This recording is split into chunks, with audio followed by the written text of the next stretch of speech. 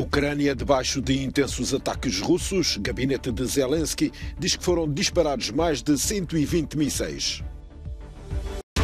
Bruxelas discute abordagem coordenada sobre a China. Falta de transparência de Pequim e aumento de casos de Covid-19 preocupa a União Europeia. Paz frágil nos Balcãs. Sérvia chega a compromisso com o Kosovo e começa a retirar barricadas de estradas do país vizinho. Ucrânia acordou esta quinta-feira debaixo de intensos ataques russos, com uma chuva de mísseis sobre várias cidades, incluindo a capital Kiev, onde foram ouvidas várias explosões e foram ativadas as defesas antiaéreas. Segundo o chefe de gabinete do presidente Volodymyr Zelensky, foram disparados mais de 120 mísseis. Nas regiões de Dnipro, Odessa e Kryvyi, as autoridades desligaram a eletricidade para minimizar os danos nas instalações de infraestruturas críticas, caso fossem atingidas. França não quis terminar o ano em que começou a guerra na Ucrânia sem uma clara demonstração de apoio a Kiev. E esta quarta-feira foi a vez de o ministro francês da Defesa se deslocar à capital ucraniana para um encontro com Volodymyr Zelensky. Sébastien Lecornu garantiu pessoalmente ao presidente ucraniano o apoio militar de Paris com o envio de equipamento e 200 milhões de euros para a compra de armas. A cooperação francesa, assegura Zelensky, vai permitir à Ucrânia não só reforçar a defesa aérea, mas também começar a pôr em marcha a reconstrução do país. No entanto, no terreno, a margem para pensar no futuro continua a ser limitada pelos ataques russos. Kiev, a capital, bem como Kherson e Mykolaiv a sul e Zitomir a oeste, acordaram esta quinta-feira ao som das sirenes de alerta para novos bombardeamentos. O apoio da comunidade internacional ao esforço de guerra é saudado em momentos como este, em que os jornalistas são convidados pelas forças ucranianas a conhecer as potencialidades do armamento moderno fornecido. Moscovo mantém o que diz ser a porta aberta para o diálogo, mas, de acordo com o ministro russo dos Negócios Estrangeiros, a diplomacia só terá lugar se a Ucrânia admitir a anexação de parte do território.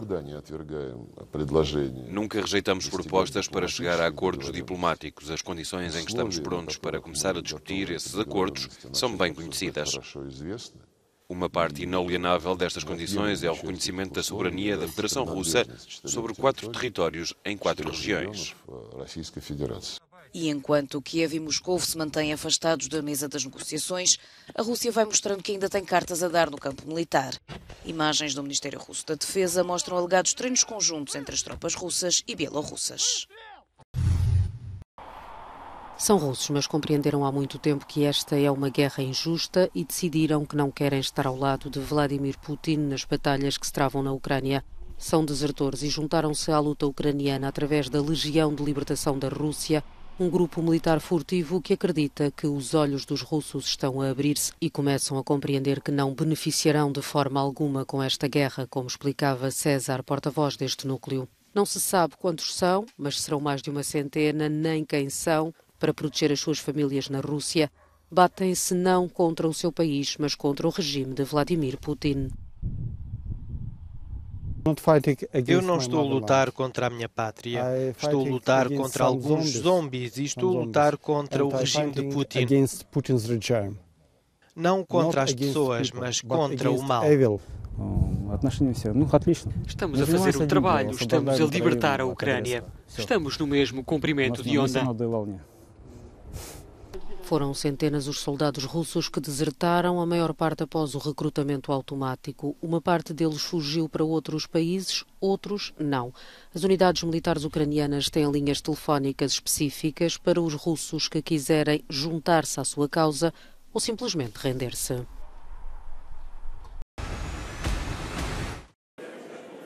A Iniciativa Liberal vai apresentar uma moção de censura ao governo português.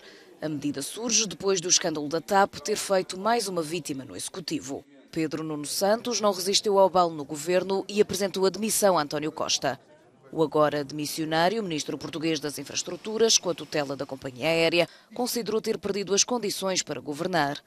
Nuno Santos admite que sabia do acordo de rescisão de Alexandre Reis com a TAP, mas não revela se estava a par do montante em causa e aponta o dedo a Hugo Santos Mendes, secretário de Estado da mesma pasta, também ele de saída do Executivo.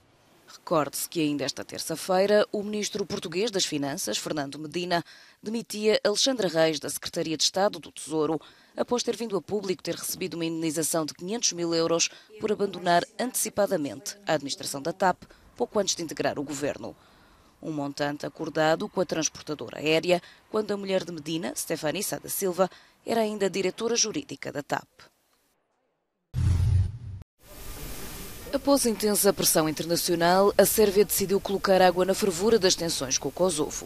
O uso de força armada chegou a ser considerado na fronteira com o país vizinho, mas depois de quase 3 semanas de bloqueios nas estradas, os líderes dos dois Estados chegaram a um compromisso. O presidente sérvio garantiu que, a partir desta quinta-feira, as barricadas no norte do Kosovo vão começar a ser removidas. Este processo não é simples e não pode ser feito em 2 horas como alguns imaginavam. Dentro de 24 a 48 horas as barricadas serão removidas, mas a desconfiança não. Os que estão a brincar com a própria existência de sérvios no Kosovo devem saber que, tal como não o permitimos agora, também não o vamos permitir no futuro. A tensão entre a Sérvia e o Kosovo reacendeu nos últimos meses, depois do governo kosovar ter proibido a circulação de matrículas sérvias no país. Os bloqueios das estradas começaram a surgir depois de 10 de dezembro, um ex-polícia sérvio do Kosovo ter sido detido e acusado de terrorismo na sequência de uma agressão a um agente da autoridade. Pelo menos 30 pessoas morreram e mais de 100 ficaram feridas no incêndio que destruiu um casino no Camboja, na cidade de Phuket, que faz fronteira com a Tailândia. Para tentar fugir ao fogo, várias pessoas foram vistas a saltar do edifício em chamas. De acordo com as equipas de socorro tailandesas, que responderam ao pedido de ajuda das autoridades cambojanas, é expectável que o número de vítimas mortais venha a aumentar. Cerca de 700 cidadãos tailandeses foram resgatados do Grand Diamond City Hotel and Casino e enviados para hospitais na Tailândia. Pelo menos 59 pessoas morreram nos Estados Unidos depois da tempestade Elliott ter varrido sem piedade parte do território norte-americano. De acordo com as autoridades, várias pessoas morreram por não terem aquecimento em casa adequado a um frio polar.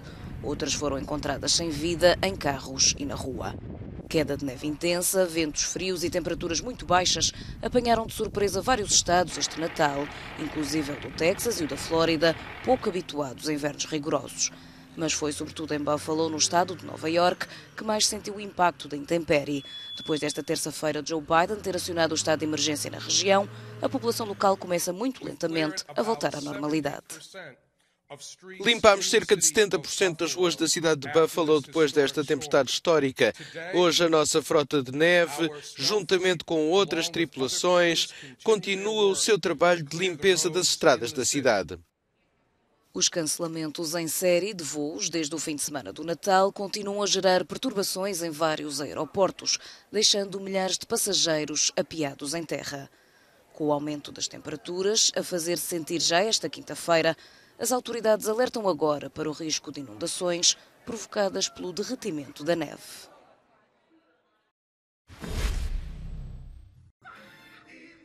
Todos os anos, o governo da Venezuela entrega milhares de presentes de Natal às crianças mais pobres do país. Este ano, um novo item entrou na lista. Um boneco com um grande bigode que luta contra o Império Americano e é feito à imagem do presidente Nicolás Maduro. A personagem dá pelo nome de Super Bigode e tem a companhia de Cielita, uma personagem que se parece com a primeira-dama da Venezuela, Cília Flores. Alguns académicos e membros da oposição descreveram o presente de Natal como um esforço insípido para doutrinar as crianças. Os apoiantes de Maduro ficaram contentes com o Super Bigode e dizem que os mais pequenos gostam muito da personagem. Mais de 300 pessoas não tiveram medo do frio e mergulharam nas águas geladas do Mar do Norte. Este é um dos pontos altos do Festival de Natação de Inverno da Jutlândia, na cidade de Ti, na Dinamarca. O certame tem vindo a ganhar cada vez mais adeptos, de ano para ano.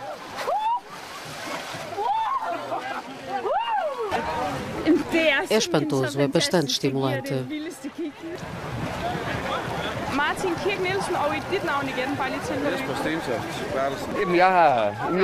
Sinto-me ótimo, estou pronto para um segundo mergulho. É mesmo isso que vou fazer. Even zijn kaart, die kan je.